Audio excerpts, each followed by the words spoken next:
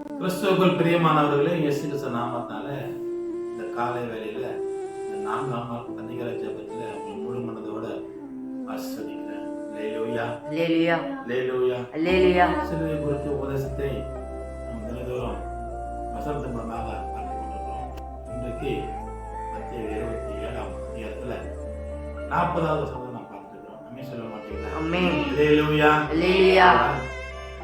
கிறிஸ்து சிலுவையை எப்படி சுமந்தார், எதற்காக சுமந்தார், ஏன் சுமந்தார், அது நிமித்தமாக சில காணொலிகள் மூலமாக சில வசனங்களை நாம் தியானிக்கிறோம். அல்லேலூயா, அல்லேலூயா, அல்லேலூயா. அல்லேலூயா. பாருங்க, சொன்ன ஒரே ஒரு காரியம் வந்து சொல்றேன். ஒரு குற்றவாளி சிறைச்சாலை இருக்கிறாரு, ஒரு நிரபராதி குற்றவாளி ஆக்கப்படுகிறாரு. பிலாத்து என்ற ஒரு பெரிய ராஜா என்ன சொல்றாரு சொன்னா, யாரை விடுதலை செய்யணும்னு கேட்கும் போது ஜனங்கள் எல்லாரும் ஒரு மனமா இயேசுவை சிலுவையில் அறிங்க, பரபாசை விடுதலை செய்யுன்னு சொல்றாங்க. அம்மி சொல்ல மாட்டீங்களா? ஆமென். அல்லேலூயா, அல்லேலூயா, அல்லேலூயா. அல்லேலூயா. ஏன் சொல்றேன்னா, நல்ல காரியத்தை செய்து ஆண்டவராகிய இயேசு கிறிஸ்துவை சிலுவையில் அறியணுமா, குற்றவாளியா இருக்கிற பரபாசை விடுதலை செய்யணுமா?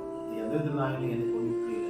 தேவச்சனங்களை நீ புரிந்து கொள்ளுங்கள். இன்றைக்கே உலகம் அது போல வாழ்ந்து கொண்டிருக்கிறது.